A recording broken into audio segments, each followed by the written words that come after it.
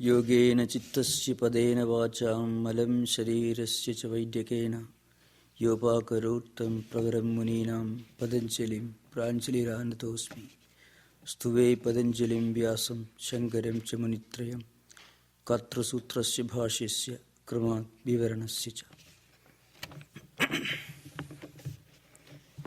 So now, in the last few sessions, we were discussing some of the problems that we face in spiritual life, not only in spiritual life, but life in general, and how Patanjali recommends some solutions of this. One of the most important method that he recommends is called Ishvara Pranidhana, which means a kind of an attitude of resignation or self-surrender to God. This is an idea which again is practiced by concentrating on a sacred word, a mantra, and then contemplating on the essence or the meaning of the mantra, and finally getting the mind completely identified with the essence of that sacred word. Through these methods, we are able to gain concentration of mind and reduce the psychological obstacles like lack of concentration, doubts, wrong ideas, wrong perceptions, sometimes a feeling of depression, lethargy, feeling of heaviness, which are all psychological obstacles in the path of yoga. Now, when we discuss this point, we have to remember that according to Patanjali's system, our entire mental experience is divided into three fundamental categories. One, the experiences that we have to encounter in this world, good and bad experiences, called bhoga, any experience, and then our reactions to those experiences, how we react to those experiences. We react sometimes out of fear. Sometimes we are attracted towards certain experiences. Sometimes we are distracted. We have a strong liking for some experiences, and also sometimes we have a strong dislike. So raga and dvesha. And there are some experiences which we may not like at all, but we may not dislike, but we just avoid. It's called bhaya. So these are the three methods of emotional, volitional, psychological reactions to whatever we experience in this world. Either we like it, or we dislike it, or we avoid it. Now, Patanjali says there are 5 important kleshas that we have to encounter in this world. 5 important obstructions. We already discussed these points, so I'm not going to deal with them elaborately. Avidya, asmita, raga, dvesha, abhiniveshaha, panchakleshaha. Now, what are the kleshas? That should be understood. Kleshas are nothing but the obstacles created by our reaction to different experiences. Psychological obstacles related to our emotional, volitional, psychological reactions, mental reactions to experiences. So experiences all should be taken as one whole unit, which is called bhoga. Anything which may be good or which may be bad. Anything that nature presents itself before us.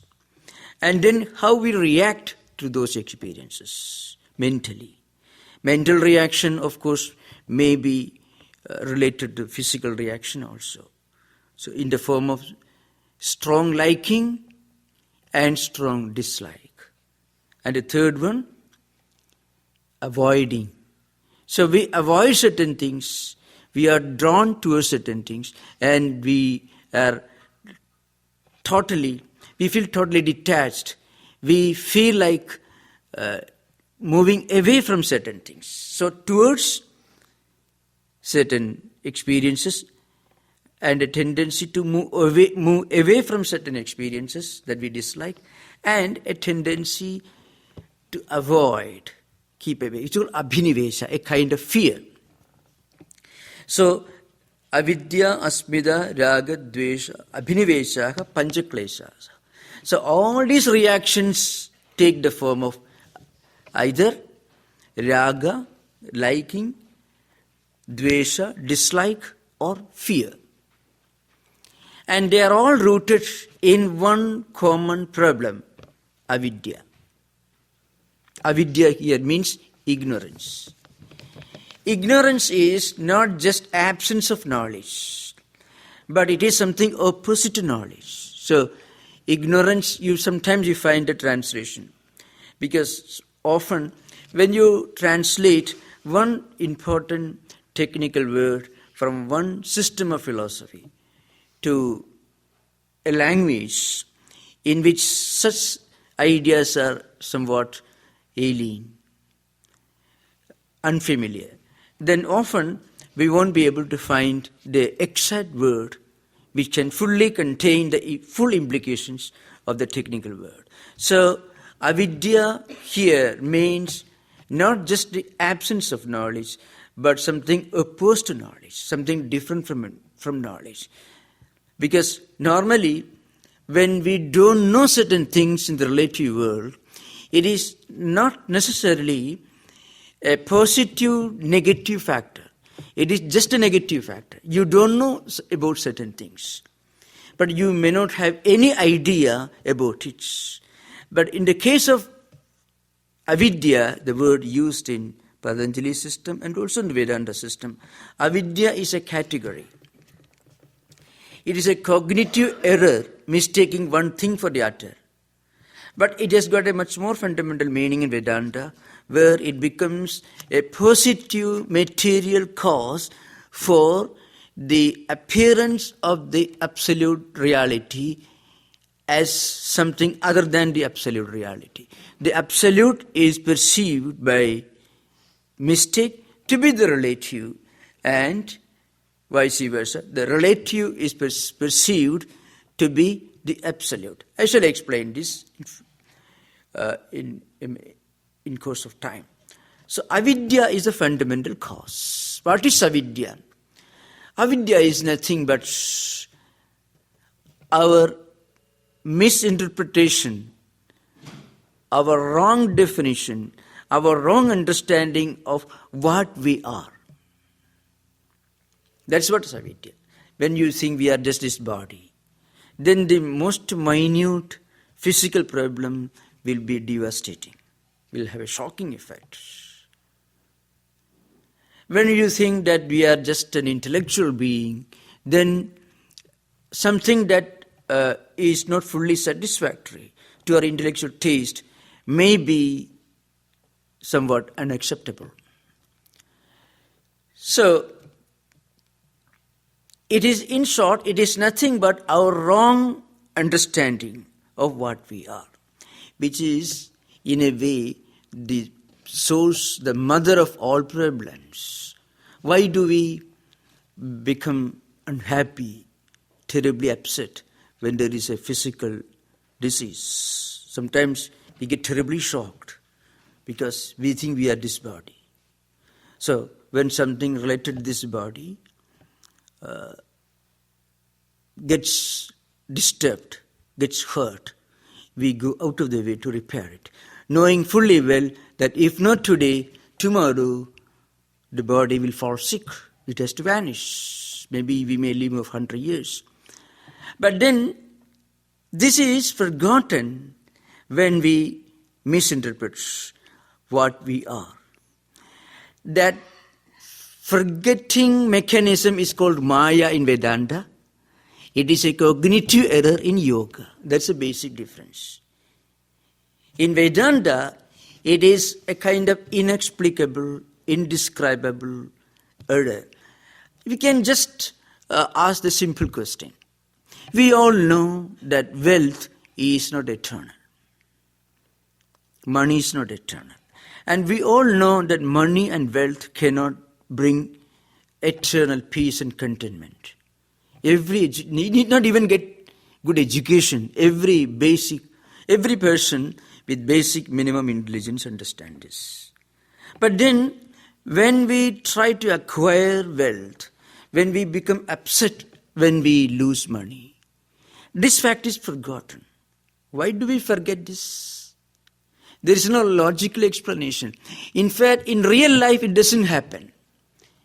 Suppose you are doing a work and somebody tells you, this is not the way to do that particular work.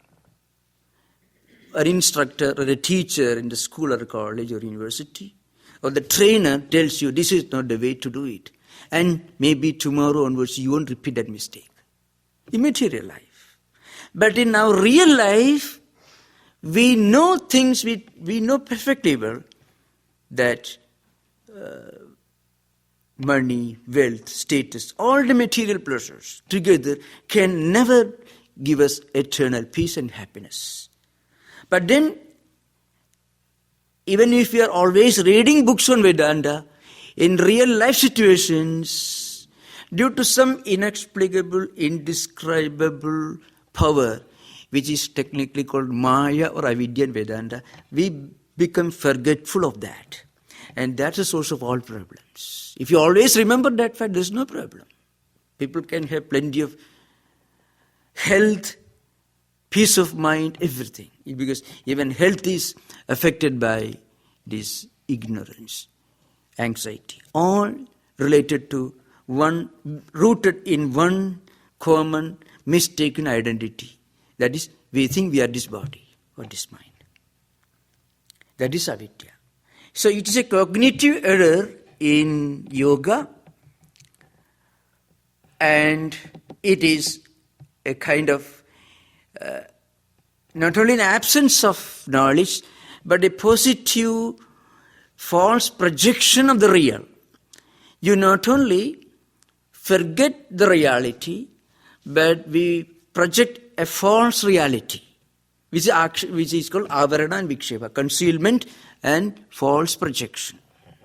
When you see something for what it is, then you see that there is no false projection. When you see the false projection, then you don't see the object and understand it for what it is. Now, this avidya is being explained here in the 5th sutra of the 2nd chapter. Anitya, ashuchi, dukkha, anatmasu, nitya, shuchi, sukha, atmakhyatihi, avidya. It's a definition of avidya. Very simple. Mistaking the non-eternal for the eternal. Body is non-eternal. Wealth is non-eternal. Image, status, reputation, all these are non-eternal. They are subject to change.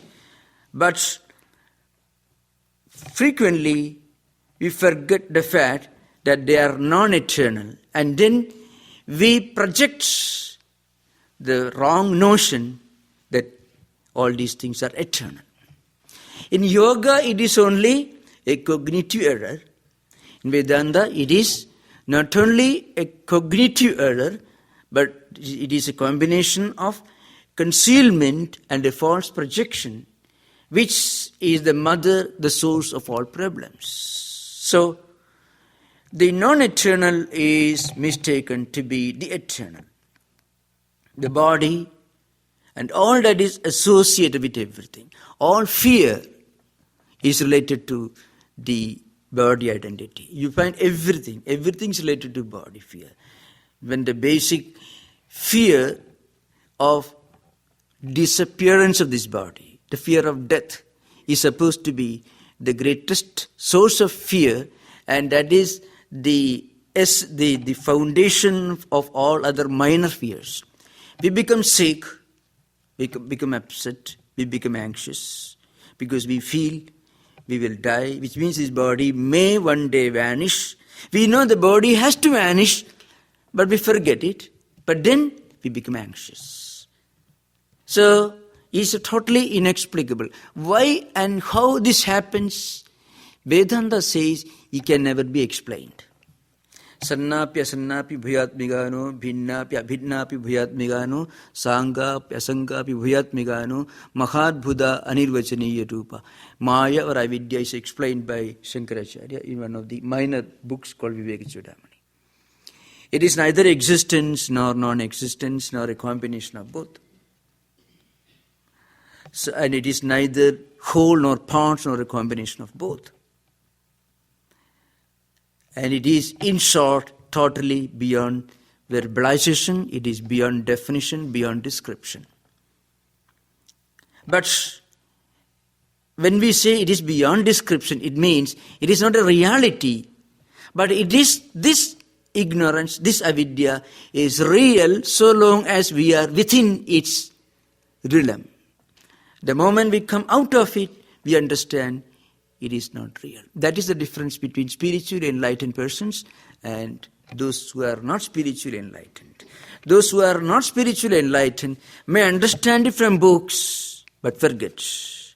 And because of this forgetfulness, we invite all problems.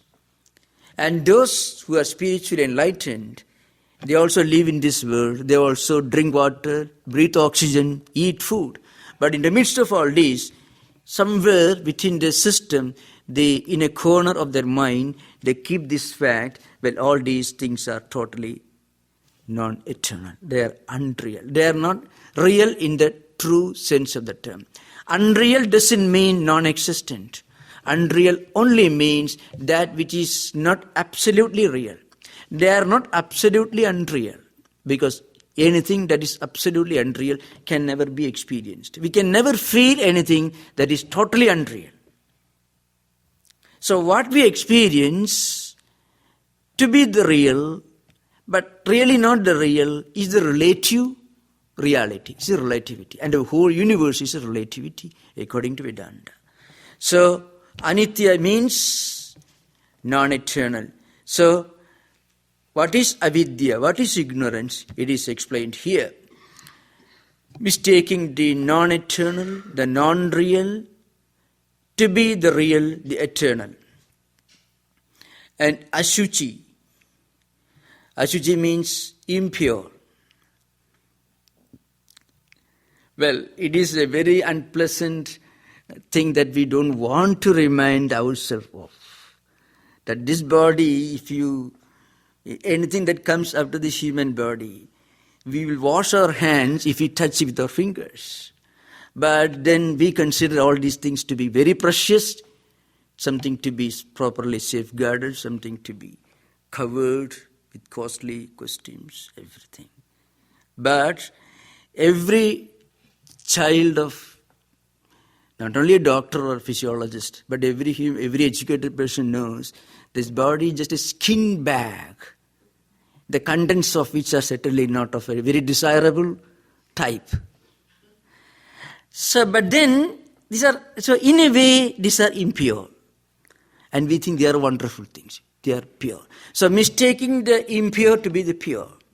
See, remember, body is not something negligible or something towards which we should be indifferent. Vedanta doesn't tell you that we should neglect the body. Vedanta never tells you that we should have a negativistic attitude towards things of this world, including our own body. We need this body.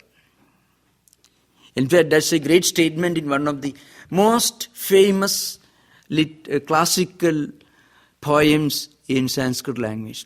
The greatest literary poet of India, Sanskrit language, called Kalidasa, who lived the 2nd century AD.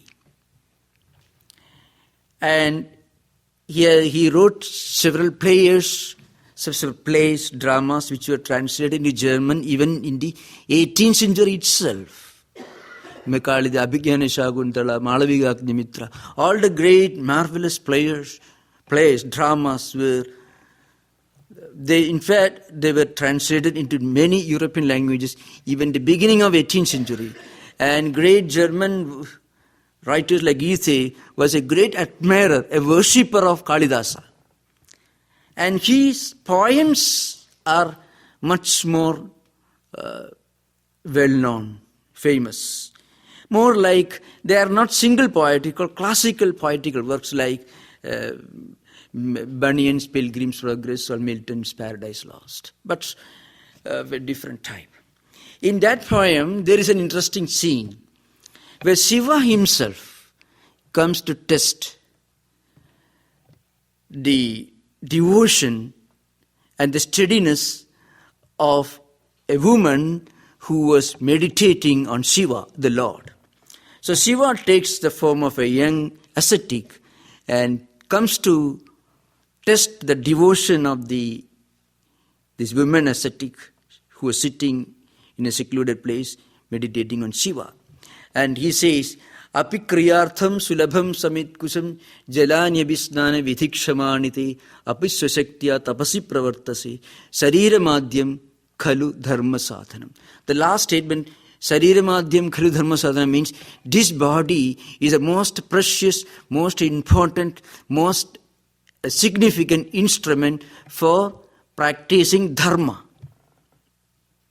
Whatever good things you do, whatever noble deeds you do, for all this you need this human body.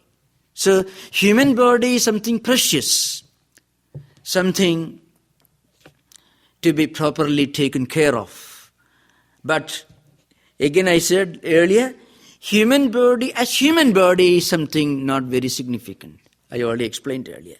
But when human body is considered to be an instrument for practicing, for attaining higher spiritual goals, it becomes a precious gift of God.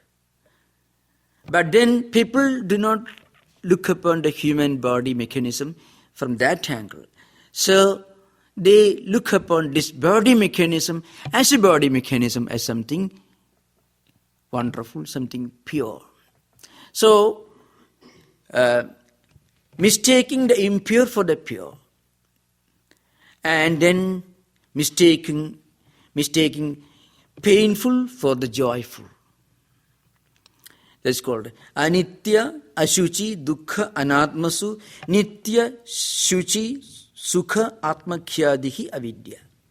So, what is really painful is mistaken, misunderstood, misinterpreted as something joyful.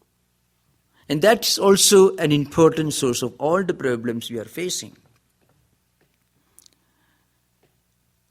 So, most of the diseases and problems, at least many of them, are caused by activities which bring diseases and problems, but then with the wrong notion that those activities will bring joy. Apparently, it may bring joy, momentary pleasure. At the beginning, it may look like a cup of nectar, but it turns out to be a cup of poison in course of time.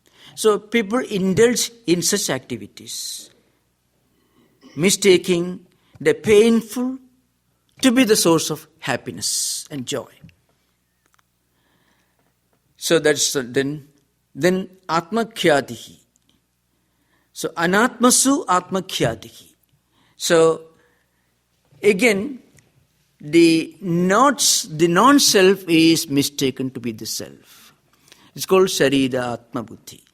People, if you ask anybody, normally those who are not interested in Vedanta would tell you, who are you? They may interpret themselves to be in terms of the human body mechanism. I am born in this particular place, son or daughter of this particular person, speaking this particular language, doing this profession, and so on. So all these identities are related to the body identity. So Patanjali says all these problems are related to avidya. They are all different dimensions of ignorance. Ignorance here means not realizing the truth, but also mistaking the unreal, the untrue to be the truth, the unreal for the real. According to Swami Vivekananda, yoga is all about bringing out the divine in human being. Yoga is a process of helping human beings in the evolution from the human dimension to the spiritual divine dimension. Normally, human beings are driven by impulses, instincts and desires. Yoga helps us to deliberately practice, consciously practice certain values that help us to evolve from the human to the divine dimension. There is something other than this human body, mind and intellect in our system. That's our true identity. And that identity that we are Atman. For this Atman, this body is only an instrument, a vehicle, a medium on which it is reflected. But frequently we misinterpret this body to be the Atman, or rather the Atman to be this body. So that is the source of all problems according to Patanjali's system. Now, if you go deeper into Patanjali's system, you will understand this avidya or ignorance is also a kind of a vritti or a modification. In a way, it is a fundamental vritti, in the sense it is the most important vritti which indirectly gives birth to all other vrittis, all other dimensions of ignorance. We already discussed earlier in one context, Vrittaya Panchataya, Pramana Viparya Vikalpa Nidra Smrtaya. We already discussed here. 5 vrittis we already discussed in the earlier chapters. We discussed the 5 fundamental vrittis. Certain vrittis which are based valid knowledge. We see things, we perceive things, we get this knowledge from books, from reliable persons. So such information and the vrittis that are created by such information are valid, true. But then there are certain vrittis which is really not correct, not based on correct information. False knowledge, which really doesn't correspond to the real form. So according to Patanjali's system, this avidya itself is a kind of false knowledge, mistaken identity.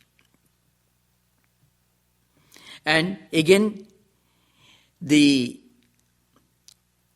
other klesha like avidya, asmida, raga, dvesha and abhinivesha, all these are the products of avidya. The asmida, we are going to describe this. Asmida is egoism, raga is extreme attraction to certain things, and dvesha is extreme aversion to certain things. Our mind is affected, and most of the problems are related to extreme liking for certain things, attraction, and its opposite, extreme aversion, hatred to certain things. Not only psychological problems, even physical problems are often related to extreme hatred, vindictiveness, revenge, thirst for revenge, desire for revenge, and also extreme liking, extreme attraction, and also fear and anxiety.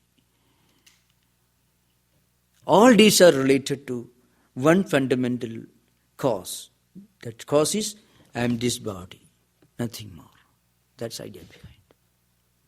If we can interpret ourselves to be something higher than the physical body, psychophysical mechanism, then we can't have extreme liking for anything.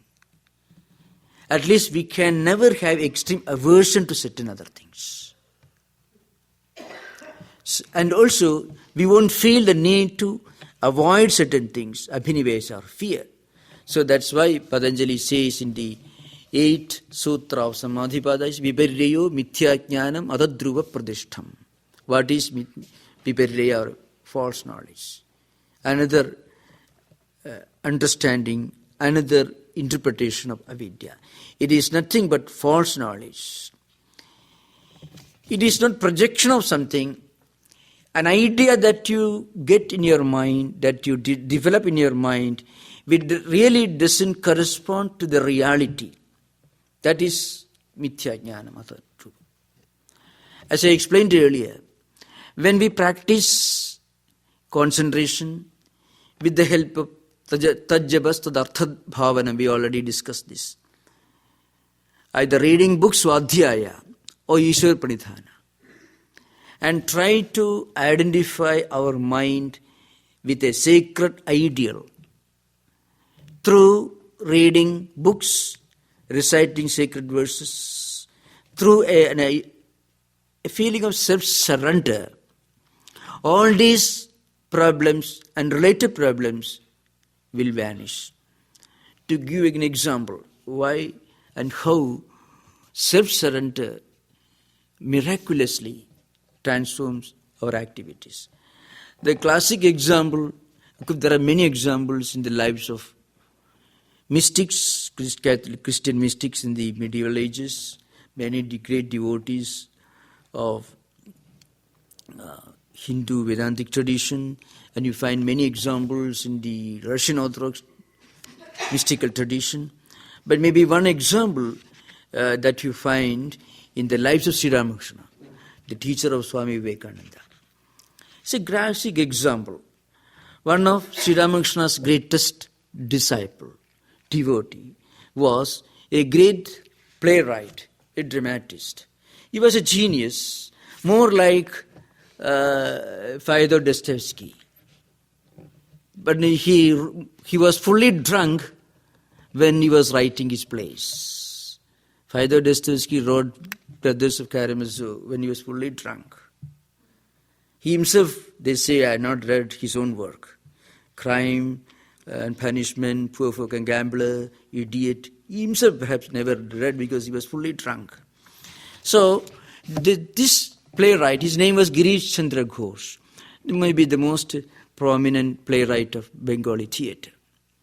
He was a genius, but a bohemian, perhaps leading a very loose life, but a prolific writer and dramatist.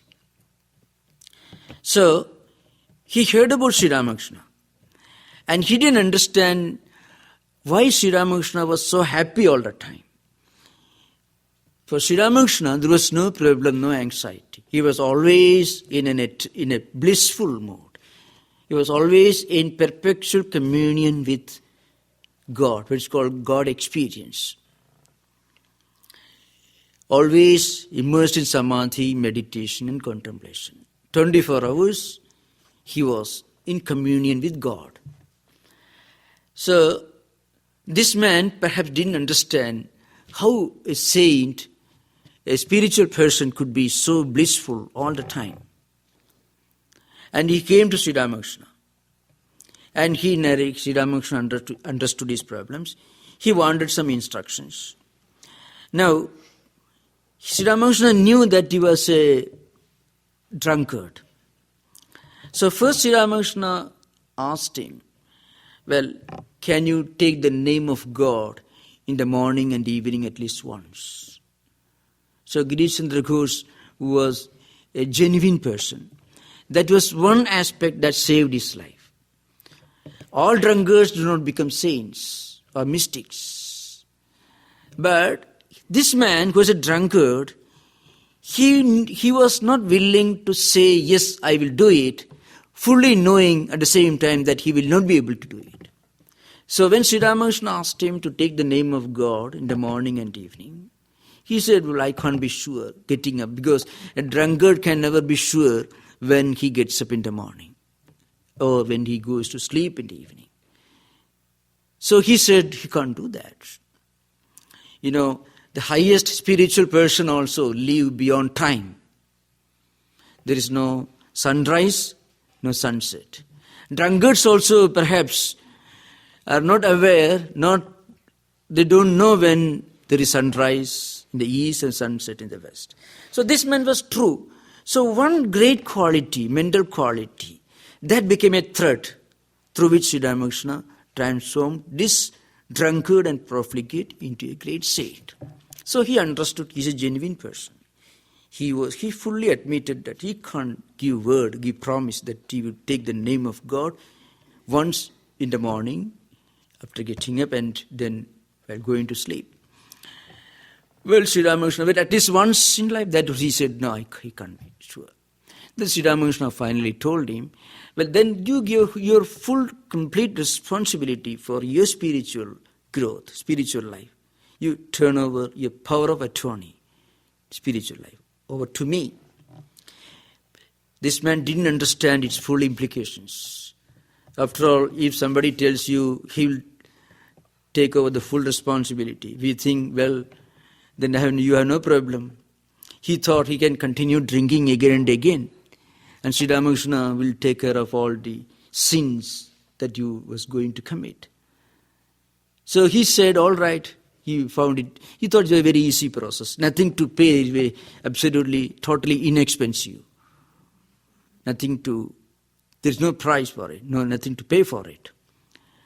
And he himself, mentally, he fully surrendered. But as I said earlier, he had one genuine greatness. He was a man of total, complete integrity. When he said that he was going to do something, he was going to make all efforts to do it as he promised. Afterwards, it became physically and mentally impossible for him to do anything sinful. He stopped drinking. He couldn't do anything sinful. Because every time his mind tempted him, all the vrittis and vasanas returned to him. Immediately, the mind told him, you have given your full responsibility to that great spiritual person living in a temple, and he gave you full protection, so should you do that? So practically, it became impossible for him to do anything sinful. Now, suppose this Girichandra Ghosh didn't have this great quality, complete integrity. He would not have been saved. He would not have become a saint. He would have told, well, I promise. Fully knowing that he was not going to practice it. He would never be saved. People pray, people practice Ishwaram Pranidhana, self-surrender. But often it becomes a kind of a ritual, a license renewal ritual. They think they can continue doing that. You have heard of the story. A man thought, in his mind, he promised, we took a vow, if I get $1,000, I shall give $500 to the nearby church as a donation for something. So when he was walking, he found a bundle of notes, and he found only 500 notes, $500. So he thought, God, you have taken your share already. So instead of giving $250, making a donation to the church, he assumed God was cleverer than he assumed. So he had already taken his share. So sometimes this duplicity is the main obstacle in this practice of self-surrender. So that's why Patanjali said, Ishvara Pranidhanatva, a complete resignation of self-surrender, if one could do in all sincerity, then even if you don't have any other spiritual qualities, you will be saved. Because the strong conviction that you have surrendered yourself to God, it will always flash in our mind, preventing us from doing anything sinful or wrong, and unconsciously directing us along the path of truth, spirituality, and morality.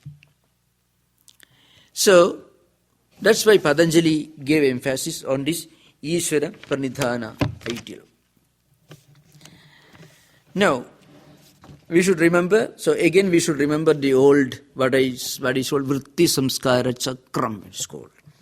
Whatever actions we do, these actions will produce a modification. That even after the action is over, action need not be physical action. It could be a flash of ideas in the mind, which also can produce a vritti or a modification.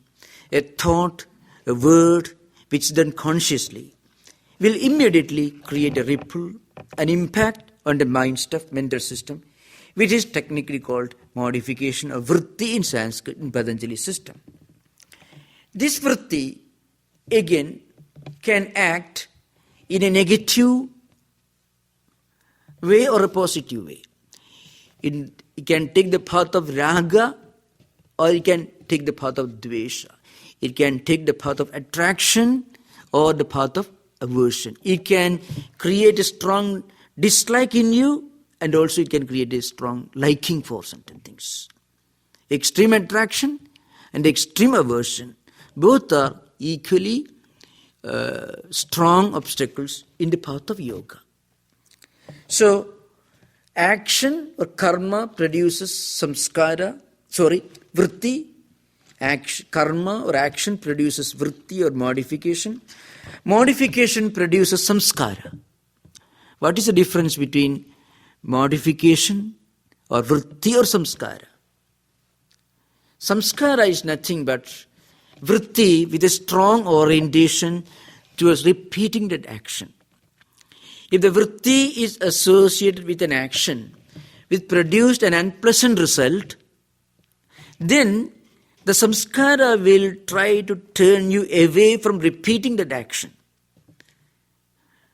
And again, if the vritti is the effect of an action that produced pleasant result, then the samskara will force you to repeat that action. So raga and dvesha. So samskara is nothing but an action-oriented, repetition-oriented vritti. This is a cycle. Now this vritti again goes deeper. It becomes a vasana. A vasana is a tendency, strong character. People born with a strong vasana for music. Meaning a strong natural tendency, skill and aptitude for certain activities, skills or certain tendencies. It becomes a vasana. So we have to remember, karma becomes vritti, vritti becomes samskara, samskara becomes vasana. Karma is action, action produces modification, an impulse. Modification becomes an action-oriented tendency. It again becomes a deep-rooted characteristic, a feature of our character, which is called vasana. This again becomes sankalpa, a strong will. I shall do this or I shall not do this. If the result of action is unpleasant, you take a strong sankalpa, a decision. I shall not do this again. If it produces a pleasant result, happy result, then I shall do it even if it is not necessary. This is how karma becomes vasana. And vasana becomes sankalpa. Sankalpa again becomes action. And action again, vritti, samskara, vasana. So this is called vritti samsara chakram. Patanjali system. So all our actions, all our behavior are going on like this. Again, the fundamental cause for all this is avidya or ignorance. And that is true in Buddhist system also. Trishna or desire is the result of avidya, ignorance. So ignorance is the fundamental cause. And ignorance is nothing but our mistaking our true identity to be this body. And again, mistaking the impure, the non-eternal, the unhappy things to be purity itself, to be absolutely real, and to be a source of joy. So this is how our action produces. Now, yoga helps us to correctly understand what we are. So when we understand what we are, we elevate ourselves from the human to the divine dimension. That's the process. So now we will continue in the next class. We will have interaction. You can ask questions with general nature and also from the topics that we discussed. Anything. Otherwise, we will continue the classes. Avidya is not desirable, but it has been designed that way. Yes, avidya is the explanation of the inexplicable, mysterious phenomenon. Knowingly, we do certain things. How do you explain this? In Vedanta. Knowingly. That's why I distinguished this process from a secular normal life. In normal life, suppose somebody tells you, you should not take that route, you should take another route. There's a traffic jam. You don't make the mistake again. But in real life, there are many things that we know, but that knowledge doesn't produce its expected result in our action. To produce that action, we have to do a lot of spiritual practices. That's why in the case of Girish Chandra Ghosh, it did produce. So many biographers of Girish Chandra Ghosh say that he had done a lot of spiritual practices in the past life. Due to some errors, he was born and he led a loose life, but then he was in need of a great teacher, and so just one instruction was enough for him to transform his life. It doesn't happen often. When our mental system is ready, then a single instruction will be enough to bring about a transformation. When the iron is hot, one blow can bring about a change. So it doesn't always happen. So this inexplicable phenomenon is called avidya in Vedanta. But of course in Patanjali system, it is just a false, wrong cognition. We are the Purusha, but we forget that reality and we interpret ourselves to be an evolute of Prakriti, which is devoid of consciousness. So I am trying to interpret many of these yogic ideas from Yoga Sutras in the light of Vedanta to make it much more meaningful and relevant to our times. So the point is, once you recognize this is avidya, then you will be able to get out of it. We realized we were sleeping only when we wake up. When we are asleep, we don't realize, we don't understand we are asleep. So this mysterious phenomenon is explained in Vedanta to be the indescribable power, entity called avidya. It is real so long as we are within its realm. You understand it is really unreal when we come out of it. That's how we can explain the transformation of great saints and sages. That's idea. So you cannot really come out of it. Somebody has to pull you out of it. No. Like a guru or somebody. Yes, great association with great spiritual personalities, or sometimes depending upon our own past karmas, reading of a great book, listening to great idea can also have an effect. It had happened to many. It is difficult to explain. There's no general rule because Vedanta and Yoga will tell you the 8 billion people inhabiting this planet belong to 8 billion characteristics, 8 billion levels of spiritual evolution. That's the idea behind. There are 8 billion mirrors on which the sun reflects. But the quality of reflection depends upon the clarity of the mirror. If the mirror is clean, you become a Buddha. If there is dust, and to that extent, the Atman reflects so much less. So every spiritual practice, where we listen to spiritual talks, meditation, prayer, reading books, discussion, all these are attempts to clean up this mirror. You take a wet towel and clean it up. So every time we enrich our mind with a spiritual thought current, which could be done in so many ways, will be helpful to clean up this mirror. Prayer is a great help. Reading scriptures is great help in any religious tradition, in any spiritual tradition, depending upon your taste and temperament. That's the idea. If it brings serenity and peace to you, then that is genuine. See, in the case of Girish Chandra Ghosh, many of his plays were related to great spiritual personalities, Prahlada, great devotees, mythological figures.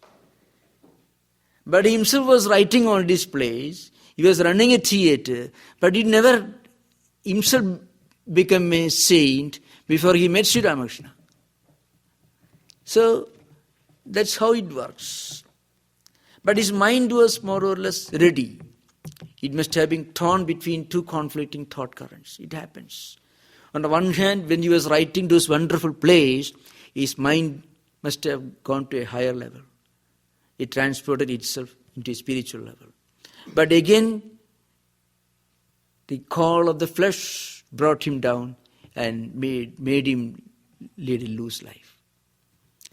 So, when he came in contact with a great spiritual person, that is the beginning of new life.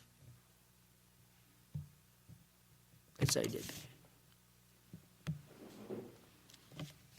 The basic difference between Western psychology and yoga is yoga psychology explains all these in the light of actions and tendencies and characteristics accumulated over innumerable past lives. Modern psychology confines its analysis to the present life, that's all. Modern psychology doesn't clearly distinguish between vritti and samskara. Everything is vritti. Yes. Vritti should become samskara. Then only it becomes action-oriented. A child in a classroom, if the child reacts in a particular manner towards a lesson or towards some game, that child has got a samskara and shows a tendency to do certain things or not to do certain things. That is due to the particular samskara, which again related to some vrittis, which again are related to some past experiences. Like that.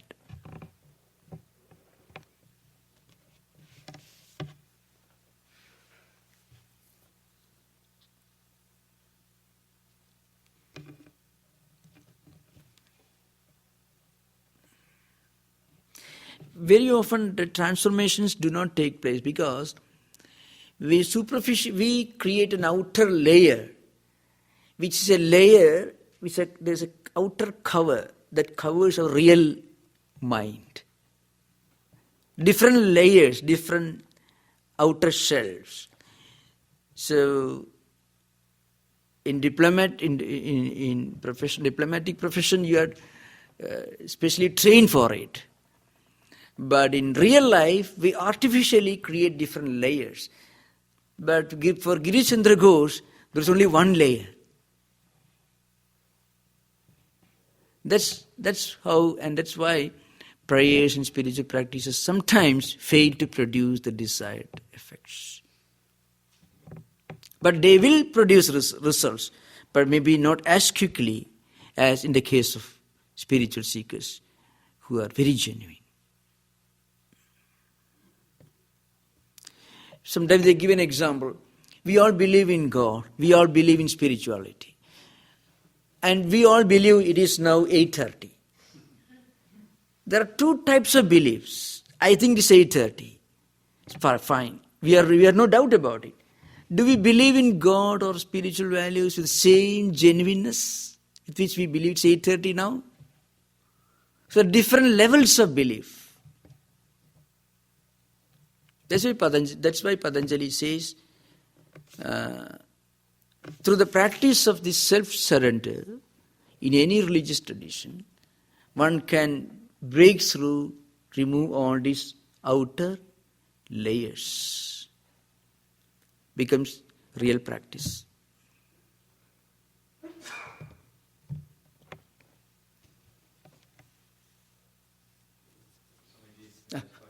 So, how do you, if you do have this doubt, this lack of certainty about God and all that, how do you remove it? I mean, from my understanding of reading the Gospel of Sri Ramakrishna, even Vivekananda had doubt. Doubt, yeah. Yeah, true. Yeah.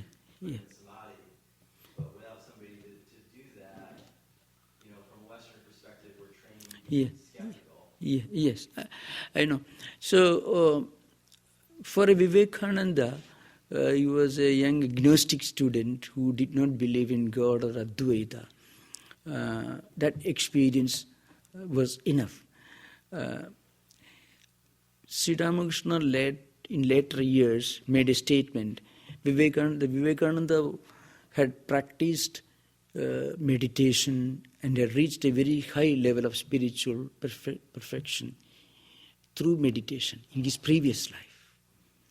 So for him, the single touch brought about the transformation. But the same level of transformation did not take place in the lives of innumerable devotees, spiritual seekers who came to Sri Ramakrishna. So Professor Hasty, who was teaching Wordsworth's excursion, thought that Sri Ramakrishna Samadhi was a kind of trance, which he explained when he was teaching Wordsworth's poem there. Perhaps he didn't understand Sri Ramakrishna's experience as a communion with God, but he understood as some kind of a transcendental, higher experience, with words of Insup may have, great mystical poets may have. So you find the experience of the result, the impact may vary from person to person, depending upon their fitness, spiritual fitness. But they all will get some beneficial result, but may not be identical. After all, we all read, we all listen to great spiritual ideas, but the effects may vary depending upon our own fitness, the way we approach it. So, in fact, in Vedanta, there are two fundamental streams of thought which explain this phenomenon. Of course, in Sanskrit, it's called Prasankhyanavada, the other is called Sabda Aparokshavada. According to one school, you should listen, you should read great spiritual books, you should assimilate, and you should contemplate on them. Then you should practice higher disciplines like discerning mind, what is real, and that you should adhere to the real, and you should reject the unreal, and then you should have a strong desire for liberation. Then you should practice self-control, total renunciation. All these gradually you will practice, and then you will reach liberation. This is one view. It doesn't happen immediately. You read a book, it doesn't happen. You listen to a great spiritual truth being expounded, it doesn't happen. We may go back to our home, we may go to a library, take up a book, start reading again and again continue listening to those ideas, we may discuss. And gradually, it becomes some kind of an experience. Maybe not in this life, in the next life. That's what Vedanta says.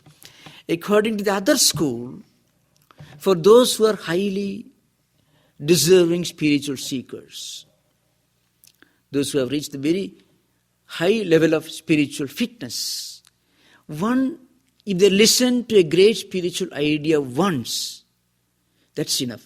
It is called Shabda Aparokshavad. Immediately, it will become an experience to you.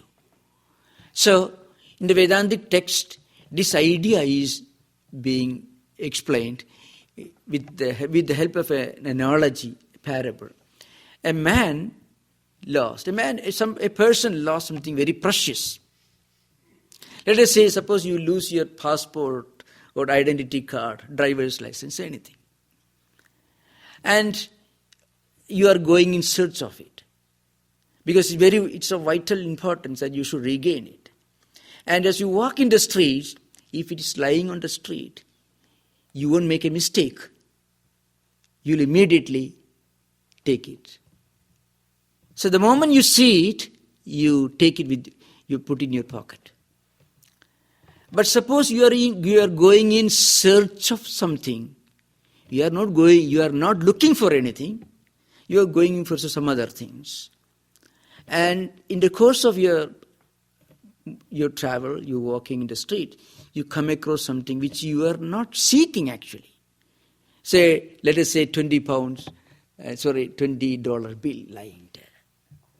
You may not be very sure they should take it up, pick it up or not. You may not do that. If something is lying there which you are not looking for, you may hesitate to take it. You may have been walking there, you are lost, but you are not sure that it was your money or not. You will hesitate. You are not sure. Even if you get it, or if it is a pencil or a pen, you won't pay much attention to it. But in the case of identity card, when you are looking for it, you are going in search of it because you have lost it. It's something very important for you. When you go in search of it, your whole mind is focused on that. All other vrittis are pushed back away from your mind. There is no other thought in your mind except your whole mind takes the form of that driver's license. You are not thinking of anything else, and you walk in the street going in search of it, the road by which you traveled earlier. And when you find it lying there, you take it, no doubts. So highly spiritual persons, those who are reached a very high level of spiritual fitness, when they listen once, it becomes obvious to them. They are like a person who has lost his driver's license, who goes in search of it, and he finds it lying there in the street, he takes it. There is no hesitation. He won't waste 1 second thinking whether it is his or not, because whole mind was on that. The moment he sees that, he recognizes as his identity card. I would assume that's related to our previous karma then. Yeah, because the whole mind is fully focused. All other thought currents, all other ideas are completely removed from the mind. Mind is fully focused on this particular thing. The mind itself, according to a yoga, whatever your mind is fully concentrated on, your mind takes that form visually. Suppose you are thinking of one picture, then your mind itself, chittam, it's called mind stuff. Chittam, that is called, chittam takes that particular vritti. That is a vritti sarupyam idaratra. In the Patanjali Yoga Sutra, beginning of Samadhipada says, when we have not reached the yoga level, what happens? Whatever things present before us, our mind takes that particular form, vritti sarupyam. That mind itself takes the form of a vritti, which is similar to that visual object that you are seeing. So when you are going in search of your identity card, whole mind takes the form of that piece of paper. So when you see it lying there, no hesitation. So highly gifted spiritual seekers, for them, little exposure is enough. Little instruction is enough. Very often, reading a book from a library may be beginning of a new chapter in their life. Listening to an idea. For others, you go on hitting it because the iron is cold, nothing happens. The hammer may get broken, but the iron doesn't undergo any transformation. But it will go and some little impact will be there. Maybe after some time, some transformation will come. So that's why Vedanta approaches this phenomenon that you refer to from two angles. One angle, you listen, you contemplate, you think, gradually you practice, and then you reach a very high level of fitness, and then it becomes an experience to you. That's why after listening to Vedantic lectures, reading books for a long time, when you go back to the earlier lessons, you will see greater meaning, greater significance on the fundamental lessons that you may have read 10 years back. Now they reveal much more, their meaning much more effectively, forcefully. So that's how it happens. We evolve, and according to our evolution, we are benefited. In the case of Vivekananda, he was a man of the highest level of fitness, so it was enough for him. Is it inevitable that we're all going to evolve to that direction, or we have to work for it? No, we can work. Meditation is one way, reading is one way, swadhyaya, listening to those ideas, discussing those ideas, and keeping the mind always brooding over those ideas is also a great help, because that slowly takes us mentally towards that idea. Anything, any visual, audio, any experience can be turned into a spiritual tool to enrich the mind, to reach a higher level of fitness. Okay. Om Shanti Shanti Shanti Hari Om Tat Sat Sri Ramakrishna Arpanamastu.